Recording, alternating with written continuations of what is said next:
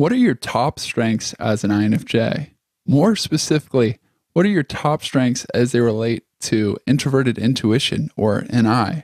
Stick around for today's show because we're going to take a look at 12.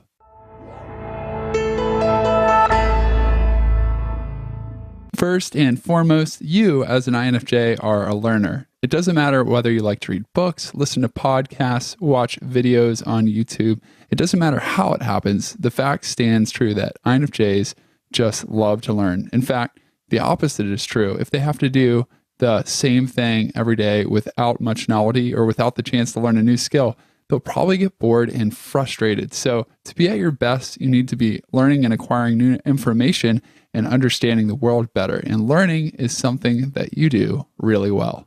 INFJs are also great synthesizers, meaning they're very good at learning a ton of information on a particular topic and then seeing the connections between all the different articles, videos, podcasts, whatever type of content they've taken in. They can put it all together in a way that makes sense, that also draws in the big picture.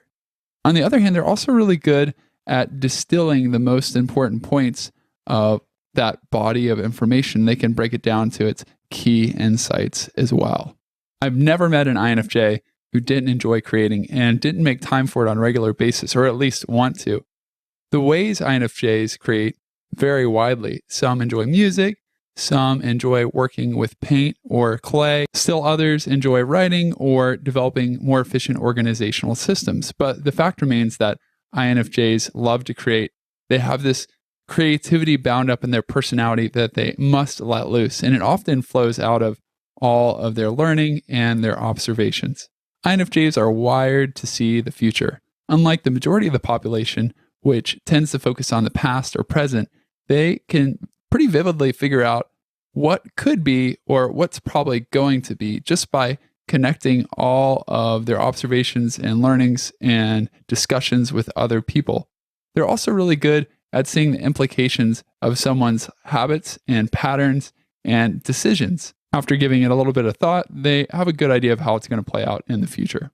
As futuristic thinkers, INFJs have the ability to begin with the end in mind. They naturally think about how their lives are going to play out and how everything will end up. And they have very high value for important priorities. So they start with the end and the outcomes that people want to have, and then they're great at back mapping a way to accomplish goals and to arrive at those priorities. INFJs are also naturals when it comes to theorizing. They love theories for theory's sake, be they psychological theories, musical theories, theological theories. They love explanations of why the world works the way it works, and nothing gets them so excited as a great discussion based in theory. Now, they don't have to have that theory validated by empirical evidence right off the bat, because they're the ones that like to provide explanations as to why things are the way they are. And then later to have those theories validated by experience and physical evidence is very gratifying. Along the same lines, INFJs excel at working with ideas. That's probably a good explanation as to why many become writers or teachers of some kind, because they just love to know. And that's the nature of introverted intuition. So INFJs will always be drawn to ideas and also to generating ideas, because when you're working with knowledge all the time and you see the intersection of ideas easily, you're naturally going to come up with a new creative way to put those ideas together and want to share it with the world. As I alluded to earlier, INFJs make great big picture thinkers. They need to know why before they'll buy into something. And because they're wired this way, they love to see the overarching way that ideas connect. In fact, they want to understand the world this way. They want to see how relationships and spiritual life and work and health and the physical world all tie in together. In fact, when they're looking at history, they want to see how history across the span of time fits all together. They're just people who have a hunger for seeing how it all works and understanding why. So because this is the case, they really enjoy pulling back and looking at how all the details fit together. And this is different than most personality types who prefer to analyze and take care of the details piece by piece.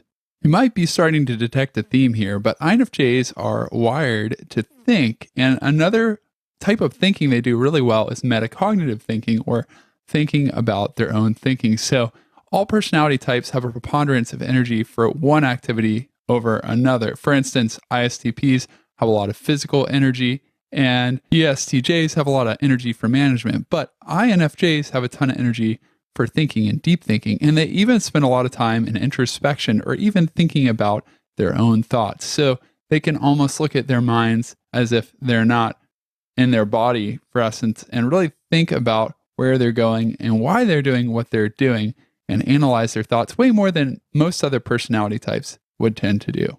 INFJs also really enjoy communicating. Some enjoy speaking person to person, others even enjoy speaking in front of a crowd, but almost all INFJs enjoy writing, in particular because it gives them time to work through and organize their ideas. And interestingly, many INFJs enjoy languages. Nearly all INFJs enjoy their native language, if nothing else, but many also enjoy learning additional languages as well. Because their number one mindset or cognitive function, introverted intuition or NI, is geared toward the future, toward ideas, and towards what could be, INFJs are natural vision casters. They come up with creative, innovative ideas and solutions to help the world and help other people, and they enjoy giving other people that vision, getting them excited about helping the same folks. And this is a good thing, of course, because most people tend to be more on the traditional side and need someone to cast a vision for them to follow. Because INFJs love to learn about a variety of topics, and because they're insight hunters, because they can see the future and they can track the implications of habits and decisions, all of these skills make them wonderful advisors. So when people need someone to talk to figure out what the best path to take is to get to a potential job or to choose the right person for a long-term relationship, INFJs are great people to go to, and they really enjoy helping other people grow and live happier, more fulfilling lives. And none of these strengths we've covered comes fully developed. They're all diamonds in the rough that need time and attention and purposeful effort to polish and to make shine. But let me assure you, any effort you invest in honing these abilities will be worth the effort. Want to learn more about the nature of introverted intuition, or NI, and how it plays out in your personality, as well as more about your other cognitive functions or the mindsets that drive you as an INFJ? Grab a copy of my recent book, The INFJ Personality Guide, absolutely free.